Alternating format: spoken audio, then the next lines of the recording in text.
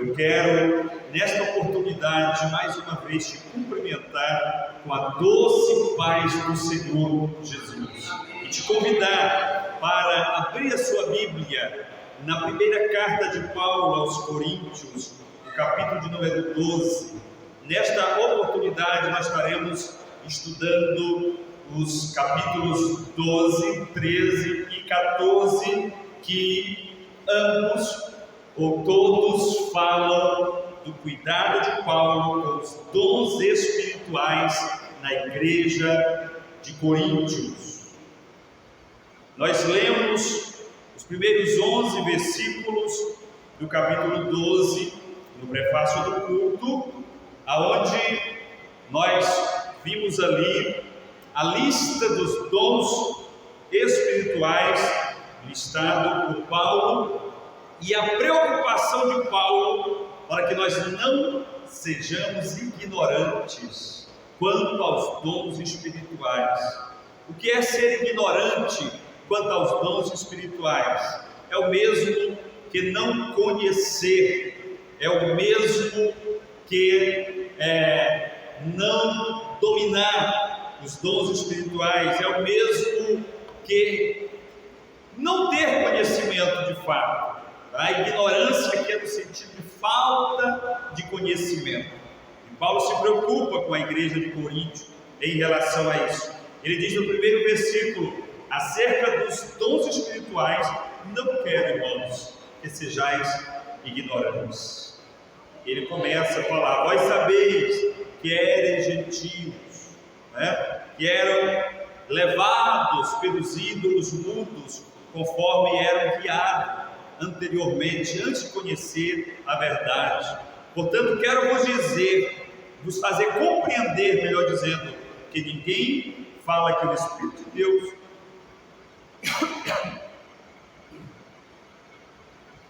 portanto, quero fazer compreender que ninguém que fala pelo Espírito de Deus diz Jesus é anátema, e ninguém pode dizer que Jesus é o Senhor senão pelo Espírito de Deus. Versículo 4, ele começa a falar da diversidade dos dons. No versículo 5, ele fala da diversidade de ministérios. Logo também iremos falar sobre dons ministeriais nesta oportunidade. E no versículo de número 6, ele fala da diversidade de operações. Está falando da ação do Espírito Santo, tanto na execução dos dons ministeriais na vida dos obreiros, como na execução, no exercício dos dons espirituais através da igreja de Cristo. Aleluia! Portanto, esses 3 capítulos, do 12 ao 14, ele trata dos dons do Espírito Santo concedidos à igreja como corpo de Cristo. Esses dons, eles eram indispensáveis à vida e ao ministério da igreja primitiva. Deus quer que estes dons continuem sendo, digamos que, atuais, que a ação destes dons continue firmes na igreja de Cristo na atualidade, até a volta do Senhor Jesus. Aleluia! Ele nos deu o seu Espírito Santo como penhor na vida da igreja, até a sua volta, até a sua vinda. Portanto, a ação do Espírito Santo concernente aos dons espirituais também é a vontade de Deus, que seja operante e atuante na vida da igreja até a volta do Senhor Jesus. Os propósitos de Deus concernente aos dons espirituais são os seguintes. Eu quero falar aqui pelo menos de 4 propósitos. O primeiro propósito é manifestar a graça, o poder, o amor do Espírito Santo entre o seu povo, nas reuniões públicas, nos lares, nas famílias e nas atividades pessoais. Ou seja, é manifestar a graça e o poder do Espírito Santo na vida da igreja 24 horas por dia. Quer nós estejamos em casa, quer nós estejamos na igreja, quer nós estejamos na escola, quer nós estejamos no trabalho, a ação do Espírito Espírito Santo na vida da igreja, ela precisa ser permanente, ela precisa ser atuante. Louvado seja Deus. É a primeira característica, a primeira finalidade dos dons espirituais. O segundo propósito é ajudar a tornar eficaz a pregação do Evangelho aos perdidos, confirmando de modo sobrenatural a mensagem do Evangelho. Melhor dizendo, é manifestar o poder de Deus através de milagres na pregação do Evangelho, para que o povo, para que o mundo creia que Jesus Cristo é o Senhor, está vivo e operante na vida da igreja, para que o mundo saiba que Cristo é o dono da igreja, é Ele que dirige a igreja, é Ele que sustenta a igreja, é Ele que virá buscar a igreja para a salvação. Então o Espírito Santo, Ele nos auxilia neste propósito. Também é o segundo propósito dos dons espirituais na vida da igreja. O terceiro propósito de Deus para os dons espirituais nas nossas vidas é suprir as necessidades humanas e fortalecer e edificar espiritualmente tanto a congregação, modo coletivo, como o indivíduo na sua individualidade. É fortalecer, é edificar, é ajudar a igreja a permanecer fiel no propósito da salvação, no propósito do Evangelho. E o quarto propósito é batalhar com eficácia na guerra espiritual contra Satanás e as hostes do mal. A presença do Espírito Santo na vida da igreja, a manifestação dos dons espirituais na vida da igreja, ela dá poder para a igreja, aleluia, para batalhar com eficácia esta guerra espiritual. O apóstolo diz que a nossa guerra, a nossa luta não é contra a carne, não é contra sangue, mas é contra as hostes espirituais da maldade. E a igreja que ela é edificada pelos dons, com os dons espirituais também, que ela é capacitada, instrumentalizada com os dons do Espírito Santo, ela se propõe com mais eficácia a enfrentar esta batalha. Louvado seja Deus para sempre. No versículo número 3, nós encontramos a expressão Jesus é o Senhor. Paulo aqui ele tem a finalidade de esclarecer que os dons espirituais eles devem glorificar a Jesus. Paulo diz que ninguém diz que Jesus Cristo é o Senhor se não for pelo Espírito de Deus, se não for o Espírito Santo inspirando, conduzindo essa pessoa para reconhecer que Jesus Cristo é o Senhor. E o próprio Jesus disse que o Espírito Santo convenceria o homem do pecado, da justiça e do juízo. Portanto, o Espírito Santo ele tem essa finalidade, essa função na vida da pessoa, na vida da igreja e também na vida do ouvinte da palavra de Deus, através da igreja. Quando o indivíduo se decide a entregar a sua vida a Jesus, a converter-se ao Evangelho na pessoa de Jesus, é por causa da ação do Espírito Santo na vida do coração deste homem e desta mulher, ao ouvir a pregação do Evangelho. Aleluia! Dos versículos 8 ao 10, amados, nós encontramos a relação dos 9 dons espirituais descrito pelo apóstolo Paulo aos Coríntios, versículo número 8 até o versículo de número 10. Nós encontramos aí o primeiro dom relacionado, que é a palavra de sabedoria. O segundo dom, a palavra de conhecimento ou do conhecimento. O terceiro dom é o dom da fé. O quarto dom é o dom de curar, os dons de cura. O quinto dom, o dom de operação de milagres, de maravilhas. O sexto dom é o dom de profecia. O sétimo dom é o de discernimento de espíritos.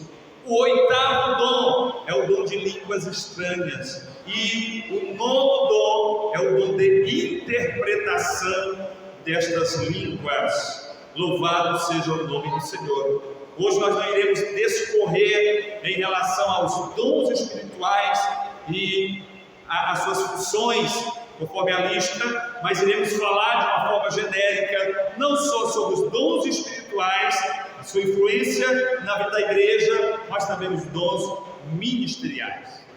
No versículo número 13, tem uma afirmação de Paulo, que todos nós somos batizados em um mesmo Espírito. E eu pergunto a você, que batismo é esse que Paulo afirma que nós somos batizados neste mesmo Espírito? Essa expressão não se refere ao batismo nas águas e também não se refere ao batismo com o Espírito Santo. Mas pastor, então, nós só conhecemos 2 batismos. E que batismo Paulo está se referindo quando ele afirma no versículo 13 que todos nós somos batizados em um mesmo Espírito? É o mesmo que ele diz que todos foram batizados no mar, através de Moisés, todos foram batizados na nuvem, né? Através da presença de Deus, quando se refere lá ao povo que estava caminhando no deserto. Que batismo é esse então? Essa palavra, essa expressão refere-se ao ato de o Espírito Santo unir o crente à igreja com o corpo de Cristo, ou seja, é o processo da regeneração. Todos nós fomos batizados no mesmo Espírito, aleluia. Quando o homem ou a mulher, ele é trazido à presença de Deus, a entregar a sua vida a Jesus, ele é inserido no corpo de Cristo, e simboliza o batismo, ele passa então a integrar a igreja como o corpo de Cristo. Então a expressão quando Paulo afirma que todos nós somos batizados no mesmo Espírito, ele está se referindo que todos nós cremos na mesma palavra, cremos no mesmo Deus, fomos comprados com o mesmo sangue, pelo mesmo sacrifício, e agora vivemos na mesma fé, aleluia. Estamos inseridos no corpo de Cristo, somos um corpo, parte integrante, membro integrante do corpo de Cristo. E o membro é uma parte indissociável do corpo. Você não arranca um dedo, um braço, uma mão. Ninguém gostaria de fazer isso. Quando acontece, é uma tragédia, não é verdade? Mas todos os membros do nosso corpo eles estão integrados entre si, através da coordenação do corpo. Toda a igreja, todo aquele que aceitou a Jesus, ele é governado pelo Espírito de Deus, então ele anda conforme o mesmo Espírito. Louvado seja Deus. Versículo número 25, lá na frente, Paulo, ele exorta a igreja a todos terem um igual cuidado uns com os outros. Todos devemos ter o mesmo cuidado. Do versículo 13 até o versículo 24, Paulo vai estar fazendo aí uma alegoria do corpo de Cristo, da igreja, ao corpo humano, corpo do ser humano, quando ele fala da função do olho, da função do nariz, da função da orelha, do ouvido, né? Da função das mãos, da função dos pés, e ele diz que nós também somos um corpo, somos parte integrante, e ele afirma que quando o corpo está, um membro está doente, todo o corpo sente. De alguém que estava com o pé doente dias atrás, o corpo dele sentiu totalmente. Então, porque o pé está ligado ao pé, o membro apenas está ligado com o corpo, aleluia. Da mesma forma como quando o crente está doente, todo o corpo sente. Quando o crente está em pecado dentro da igreja, toda a igreja é responsabilizada por esse crente em pecado. Portanto, queridos, nós devemos manter a nossa vida em santificação diante do Senhor, aleluia. E devemos ter o mesmo cuidado uns com os outros. Não tem ninguém mais importante do que o outro na igreja. O dom espiritual não torna o indivíduo mais importante do que o outro. Nem também o dom ministerial torna o indivíduo maior do que o outro na casa de Deus. Todos nós devemos ter igual cuidado uns para com os outros. Do mesmo jeito que temos que ter cuidado com o pastor, temos que ter cuidado com a irmã viúva, com o órfão, com o necessitado. Ainda mais, eu digo ainda, cuidado maior ainda com estas pessoas na casa de Deus. Porque Paulo diz que o membro que parece ter menos honra é aquele que nós devemos dar mais honra. Aquele que é menos decoroso do nosso corpo é aquele que nós temos mais cuidado. Assim também devem ser aqueles na casa de Deus, que aparentam ter menos honra, tem que ser os mais cuidados pela igreja. Louvado seja o nome do Senhor para sempre. Os dons espirituais, amados, eles não devem ser usados por orgulho, nem exaltação pessoal, mas com o desejo sincero de ajudar o próximo. Aquele que profetiza não deve se orgulhar de ter o dom de profecia. Aquele que tem o dom de variedades de línguas não pode se orgulhar por ter o dom de variedades de línguas. Aquele que tem o dom da interpretação da língua, aquele que tem o dom de discernimento, aquele que tem o dom da palavra de sabedoria, ninguém pode se orgulhar desses dons, porque eles não são alcançados por meritocracia, eles são dados, o nome já diz dons, aleluia, é o dom da graça de Deus, a graça de Deus é derramada sobre a igreja para aperfeiçoamento do corpo de Cristo. É para aperfeiçoamento, não é para tornar ninguém estrela na casa de Deus. Atente para isso, tá? E no versículo 28, Paulo começa falando dos dons ministeriais. Paulo apresenta aqui uma lista parcial dos dons ministeriais, que esta lista é complementar lá com a lista de Romanos, capítulo 12, versículos 6 a 8, e ainda com Efésios, capítulo 4, versículos 11 a 33. E nesses três textos, Paulo fala dos dons ministeriais: dom de apóstolo, dom de pastor, dom de profeta, dom de professor, de doutor, dos dons ministeriais de forma geral, dom de aconselhamento, dom de misericórdia, dom de serviço e assim por diante. Louvado seja Deus. O versículo de número 13, Paulo, ele continua falando dos dons espirituais, mas agora Paulo tem um cuidado todo especial. Observe que o versículo número 31 do capítulo 12, Paulo terminou assim, portanto, procurai com zelo os melhores dons, e eu vos mostrarei o caminho ainda mais excelente. Aí a gente fica se perguntando, que caminho mais excelente é este que Paulo deixa aí no ar, quando ele termina o capítulo 12. Aí nós começamos a ler o capítulo 13, versículo 1, dizendo assim: ainda que eu falasse a língua dos homens e dos anjos, e não tivesse o quê?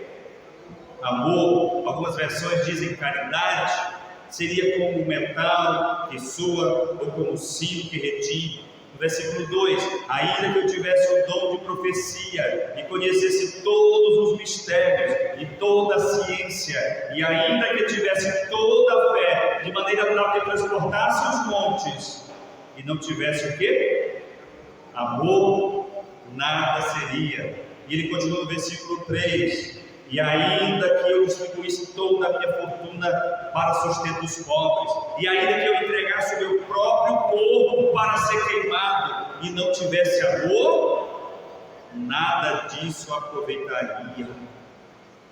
Então, o caminho mais excelente que Paulo ele deixa lá no último versículo do capítulo 12, é exatamente o exercício dos dons ministeriais, pautado no amor de Deus, aleluia, no amor do Pai, no amor com que o Senhor amou o mundo de tal maneira que deu seu Filho unigênito, para que todo aquele que nele crê não pereça, mas tenha a vida eterna, no amor daquele que não está disposto a lançar nenhum daqueles que vêm a Ele fora, aleluia, mas pagou o preço alto, preço da cruz, preço de sangue, com a sua própria vida para comprar almas, para comprar homens de todas as tribos, línguas e nações para o seu Pai, Deus Todo-Poderoso. É com esse amor que o exercício dos dons espirituais tem que ser exercido, praticado na igreja, amados.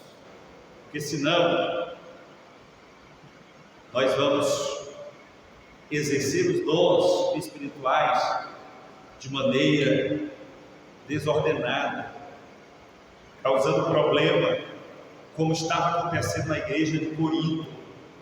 Por que Paulo escreveu esses 3 capítulos a respeito dos dons espirituais e ministeriais para a igreja de Corinto? Presbítero Francisco Alencar, porque os coríntios estavam com dúvida em relação ao exercício dos dons espirituais. Os coríntios estavam com problema nos cultos públicos por causa do exercício dos dons espirituais de maneira desordenada. E Paulo então gastou esses 3 capítulos para escrevê-los a respeito de como deve ser o exercício dos dons espirituais na igreja, a sua importância, mas também a disciplina em relação aos dons espirituais. A motivação do dom espiritual na tua vida precisa ser o amor. A pessoa que ela exerce os dons espirituais na casa de Deus, ela precisa estar motivada a abençoar a pessoa, a amar as pessoas. Louvado seja o nome do Senhor para todos sempre. Glória a Deus. No versículo 4 ao 7 deste capítulo 13, nós vamos encontrar aí as características do amor ou da caridade, conforme esteja aí na tua Bíblia. Essa seção ela descreve o amor divino através de nós como atividade e comportamento, amados, e não apenas como sentimento ou motivação interior. Observe que no versículo número 4 ele continua dizendo assim: o amor, ele é o quê? Sofredor, ele é benigno, ele não é invejoso, ele não trata com leviandade, não se ensoberbece, não se porta com indecência, não busca os seus interesses, não se irrita, não suspeita mal, não folga com a injustiça, mas folga com a verdade. Tudo sofre, tudo crê, tudo espera, tudo suporta. O amor nunca falha, mas havendo profecias serão aniquiladas, havendo línguas cessarão, havendo ciência desaparecerá. Aí ele continua, e lá no final, no versículo 13, ele diz que o amor é maior, o amor é permanente.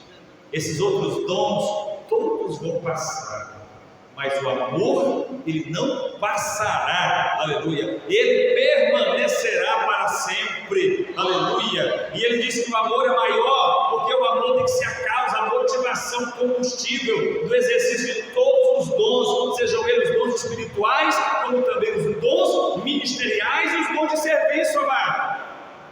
Tudo que formos fazer na casa de Deus para o Senhor, se não for com amor, de nada adianta.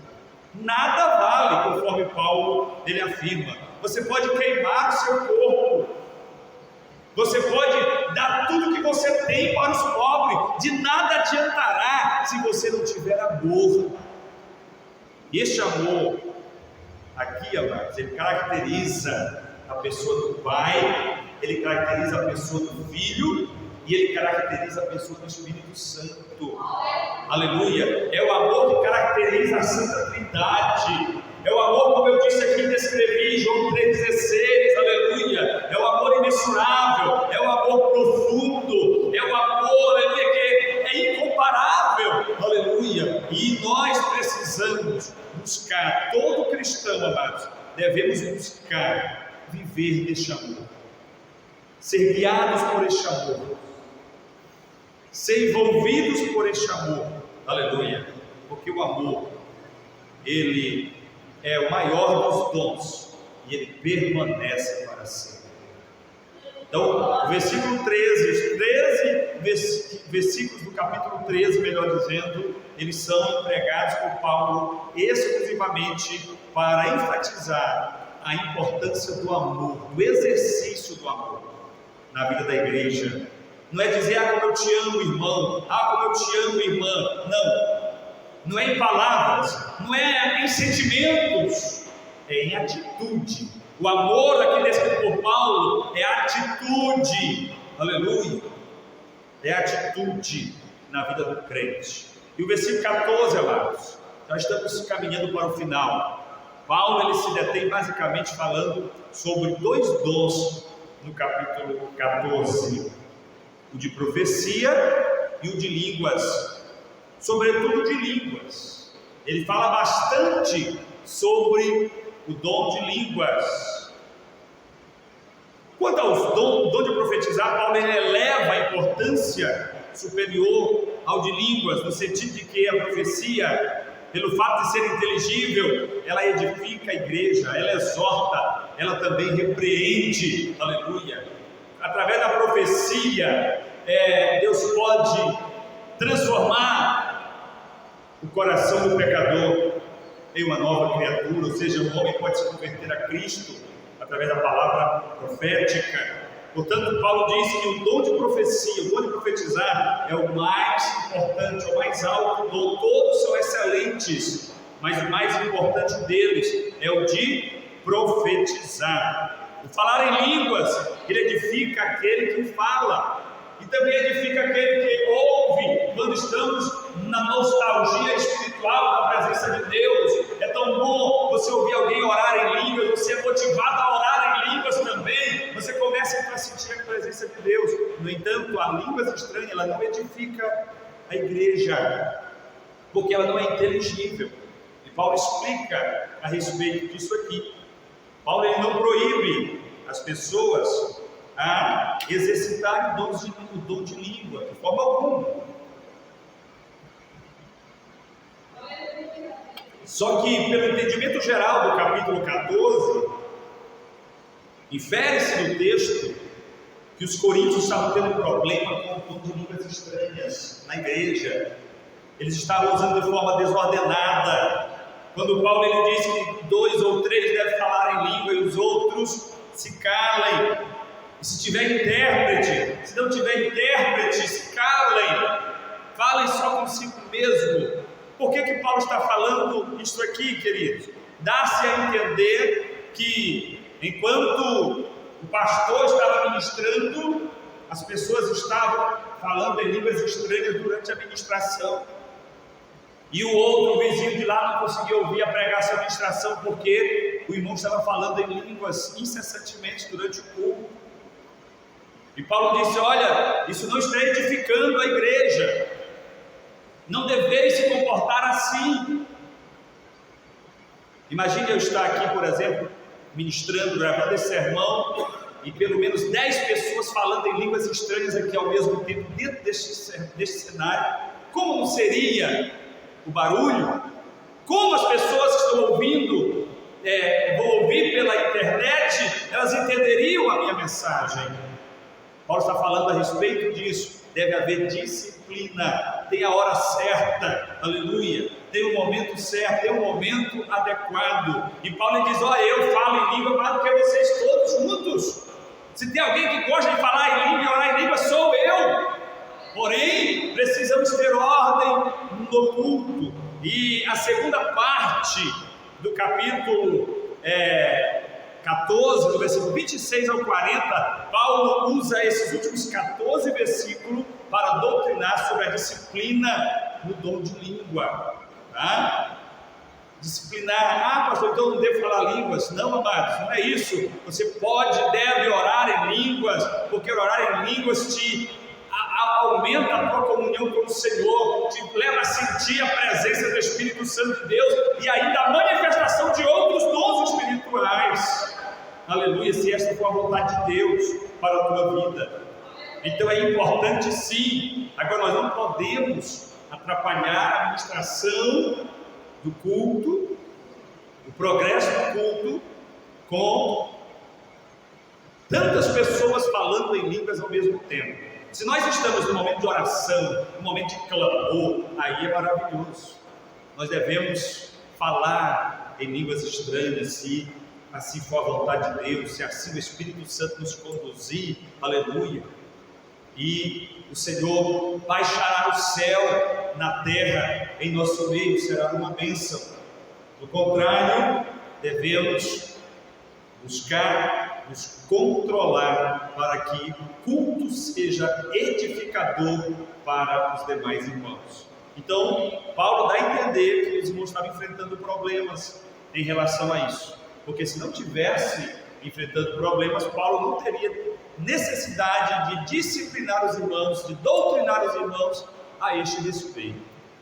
Mas a congregação Nova Sião, para a glória de Deus, é uma congregação edificada nos dons espirituais, doutrinada. Louvado seja Deus, e o Senhor tem dado graça aos irmãos. Que nós continuemos, amados, buscando a excelência dos dons espirituais, que nós continuemos executando, exercendo os dons espirituais na essência do verdadeiro amor de Deus, aleluia, para que o nome do Senhor seja glorificado nas nossas vidas, que o nome do Senhor cresça e o meu diminua, aleluia, no exercício dos dons espirituais, que o nome do Senhor apareça e o meu desapareça no exercício dos dons ministeriais, aleluia. Nós temos que ser anônimos. Quem tem que aparecer é a presença de Deus nas nossas vidas, dia após dia. Que o Senhor nos abençoe e nos dê da sua graça. Esta é a nossa oração, em nome de Jesus. Amém.